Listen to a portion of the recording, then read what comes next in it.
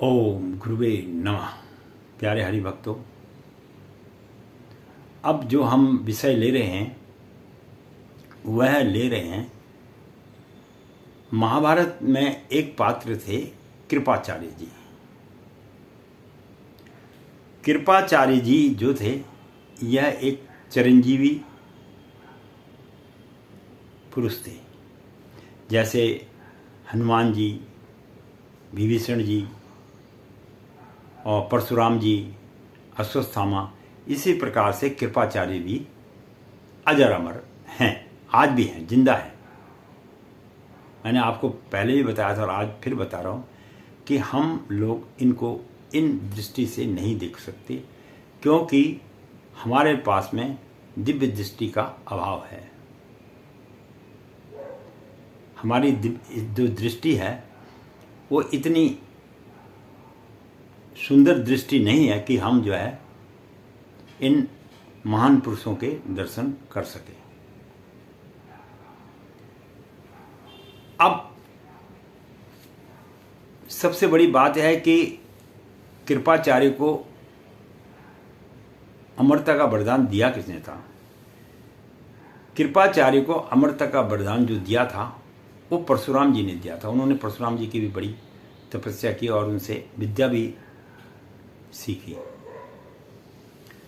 तो कृपाचार्य जी के जो गुरु थे वो महर्षि गौतम थे। गौतम शारद्वान जिसको बोलते हैं वो थे उनके पिता।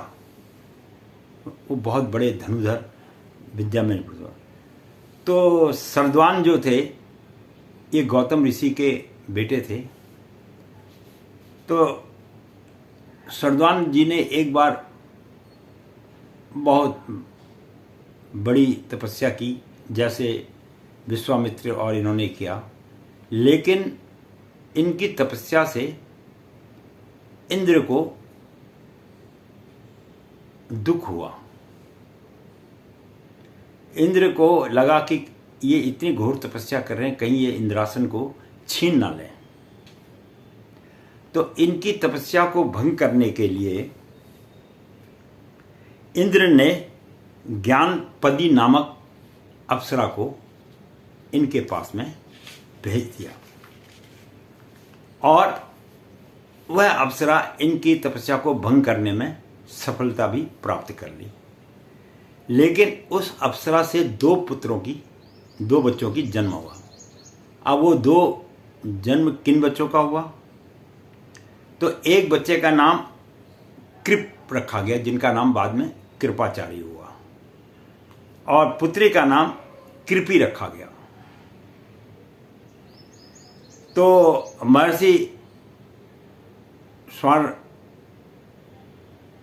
ने जो है अपनी विद्या के बल पर कृपाचार्य को धनुष विद्या में इतना निपुण कर दिया कि विश्व में उनको कोई उस विद्या में हरा नहीं सकता था। और उसके साथ साथ में उन्होंने परशुराम जी की भी बहुत सेवा की, जिसके कारण भगवान परशुराम ने उन्हें चिरंजीवी होने का आशीर्वाद दिया। और सबसे बड़ी बात यह है कि जब पांडवों और कौरवों का युद्ध हुआ तो इन्होंने निष्पक्ष रूप से युद्ध किया और जो है उसमें इनकी विशेष भूमिका रही। इन्होंने किसी का विशेष पक्ष नहीं लिया, क्योंकि गुरु थे, दोनों के ही गुरु थे। इस प्रकार से कृपाचार्य जी को चिरंजीवी माना गया। मैं पंडित गिरीश तिवारी अपनी वाणी को यहीं पर विश्राम दूंगा। आशा करता हूँ आपको ये कथाएं अच्छी लग रही होंगी। वेद पुराण संबंधी कथाएं हैं और शास्त्र संबंधी ज्ञान है।